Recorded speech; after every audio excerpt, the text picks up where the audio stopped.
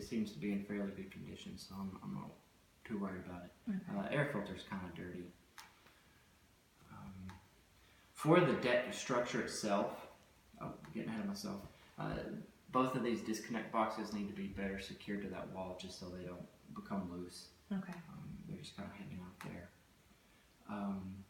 Underneath the deck structure, these are called lag bolts, and those lag bolts secure this ledger board to the exterior of the house. And most all of those are not actually attached to the house itself.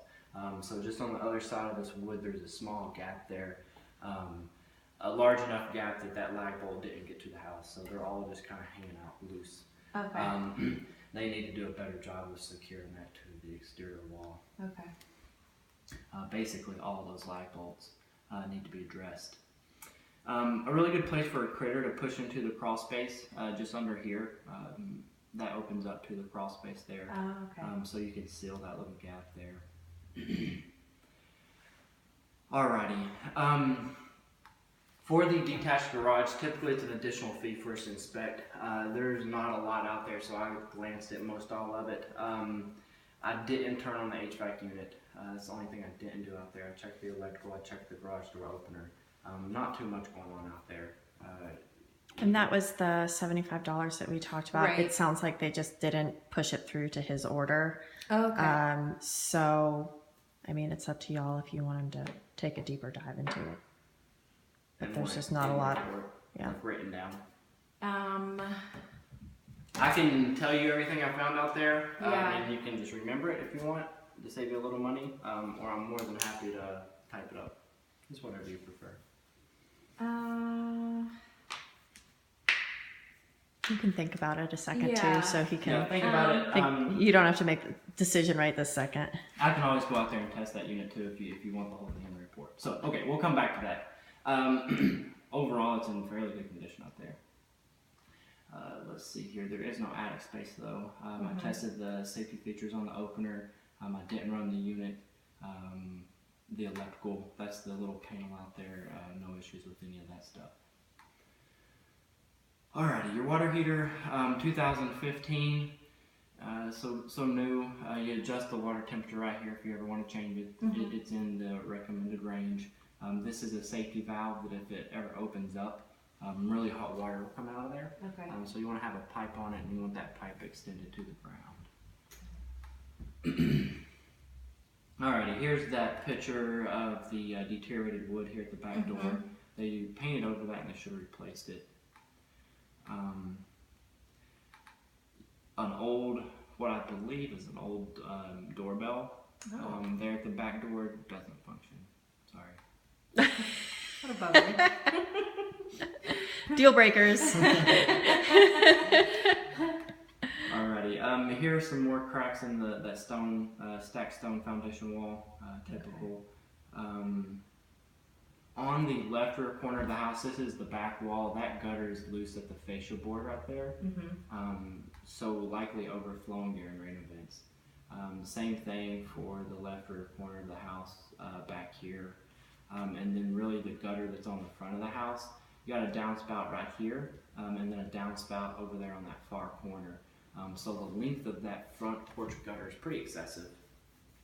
It is holding water. They may be able to adjust the gutter so that it flows properly, but they may need another downspout. Okay. There's that piece of siding that's cracked. Just a little silicone caulking will be fine. I don't know if this is related or not, but the window on this left exterior wall at that toilet is this window here. This is part of the window casing, and it's kind of lifted away from the wood trim there at the window. That's for the upper sash, so in theory if that window opened you wouldn't have any issues with that lower sash, the one you actually use. But there's moisture coming in at that window, staining on the wall in here. I can see the staining inside the crawl space, so gaps getting in, likely, or moisture getting into gaps likely here or across the sill. Okay. So some repairs are needed on the exterior there. There's that loose gutter. You don't have any gas appliances, so your gas meter is locked. You have gas supply lines to your fireplaces if you ever want to put in gas logs, ventless gas logs, you can. Okay. My report's going to say to cap those gas supply lines there. You really don't have to if there's no gas supply to the house. Okay. It's just good practice. Alrighty, so roof and gutters. We talked about the sagging gutters. You have a rubber membrane over the front porch roof and then over this lower roof slope here on the back of the house. Just know that that rubber membrane is going to deteriorate faster than the shingle here, okay? Okay. It's about half the life expectancy of that roof. Got it.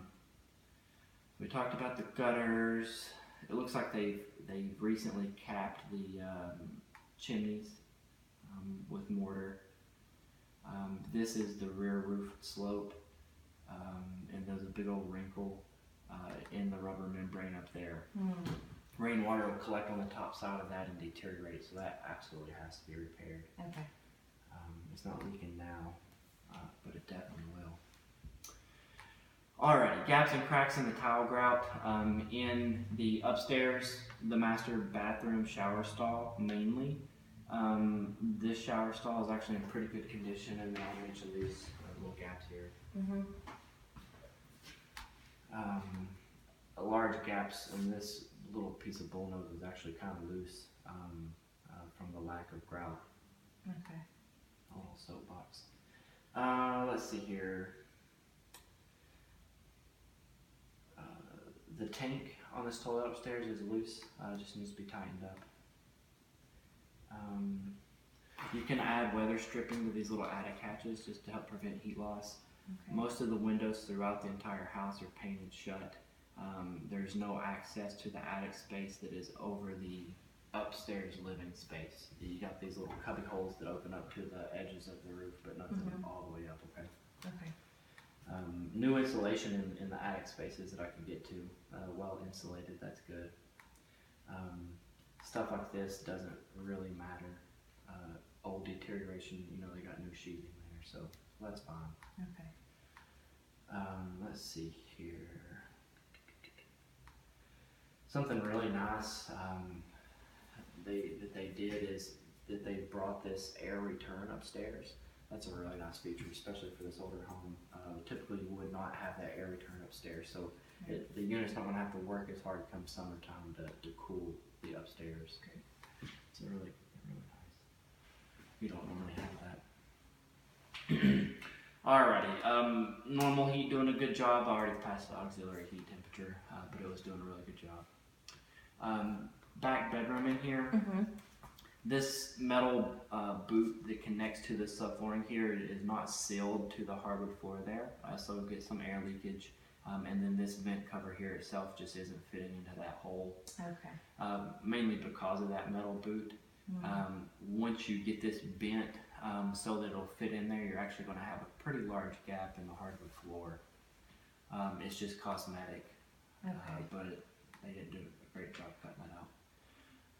Here's the stain on the wall. I don't know if it's going to show up, but it's right here behind the toilet paper. Let's see here. That bathroom was okay. We talked about the gas lines. None of the fireplaces are usable. Part of the structure comment that I'm going to make, when you're standing on the other side of this fireplace and in that room up there, if you look at the floors, they dip down on each side over there. Some large gaps around the tile, cracks in the brick, so on and so forth. Part of the structural movement. The foundation walls around the house are probably fine. Typical amount of cracking for the stacked stone. It's the floor structure that I'm concerned with. A lot of improper supplemental supports. Here's an area that typically is supported when a house gets to a certain age, and it's probably time since you're getting cracks here and large gaps around the tile and hardwood floor. So part of the structural comment that I'm going to make. Homework for Jim on Monday. So the large cracks in the brick, really, since there's moisture not coming down the flue anymore, Technically, you don't have to do anything with them. A lot of brick repair will be needed if you ever want to use those fireplaces for anything, okay? Okay. Basically, that entire firebox, all the brick inside of there will have to be relayed. Got it. As deteriorated as it is. That's up the flue. This is in this front right room. Big old crack in it. Very dirty. Okay. Let's see here. Disposal at the kitchen sink is not connected to the power. They don't have the plug installed yet, Okay. so I can't test it. It's right there. Water temperature, there's 115. What else was there? Electrically, the house was good. The only issue I found, there's a GFCI plug underneath the kitchen sink here that it looks like they were going to use the disposal for. When I tested that plug down there, hit the red button, or actually, there we go. So when you trip it, I tripped it and it just wouldn't reset. Okay. Okay. Typically that means the outlet needs to be replaced. It's a new outlet. But the thing is, sometimes you have to reset these in a certain order for them to reset. Meaning, I tested your outlet out here on the back deck. It tripped. It also trips this outlet right here in the kitchen. So you have to reset this outlet before you can reset that outlet. Okay. If that makes sense. Yeah. So there's a chance that there's a GFCI outlet somewhere that is tripped and will not allow this to reset until it's reset. Okay. I didn't run into any of them that was tripped and wasn't reset, so let an electrician track that down. Okay. But that was really it for the electrical. All the wiring was more or less new. That's awesome. That's good. Yeah, that's a good great news. upgrade.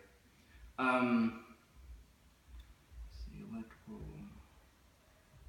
Talk about the HVAC unit. Okay. For the crawl space, it's a very dirty crawl space. A partial vapor barrier. You want to have plastic covering all the earth down there just to keep the ground moisture at bay. A lot of debris that needs to be removed. Couple open junction boxes. Two. I'll mention where they're at. This discoloration on the wood here and here is likely fungal growth. Very, very common with older homes, and especially if you have a partial vapor barrier and moisture intrusion. It can be treated. The more important thing is to stop the moisture from coming in. Okay. A complete vapor barrier and some drainage work is needed, and that'll likely control that fungal growth. Alright, so a lot of debris. Let's see here. All new water supply lines, new drain pipes. The supplemental supports down there. See how out-plumbed this one is? Several of them are loose, not supporting the weight of the floor structure. And there are a bunch of them down there. That's why the floors are going up and down all over the place. Right. Let's see here. That end just wasn't supported at all. That was at the front wall. There was some termite damage. Some of it's been addressed in this area here. That's kind of in the very center of the house. Okay. Really probably shouldn't, probably don't need to do anything with it. As far as termite goes, I've talked to them earlier. They said that there's no evidence of active termites right now, but because there's evidence of previous and it doesn't look like it's ever been treated, they're gonna have to recommend that it's treated. Okay. Yep. I didn't see anything active, but I saw where the damage was. Okay. I'll show you that in just a second. So this is along the right foundation wall, and there's some standing water in there. I know we had quite a bit of rain a few days ago. I know that the moisture coming in is an issue because I can see where it collects at the back wall, really underneath your stove, Okay. and you can kind of see it there. It's all coming from along this wall over here. So really the downspout at the front corner needs to be further away. The gutters need to be sloped so that they're not overflowing during rain events. Okay. And Jim can also look to see if there's anything from a drainage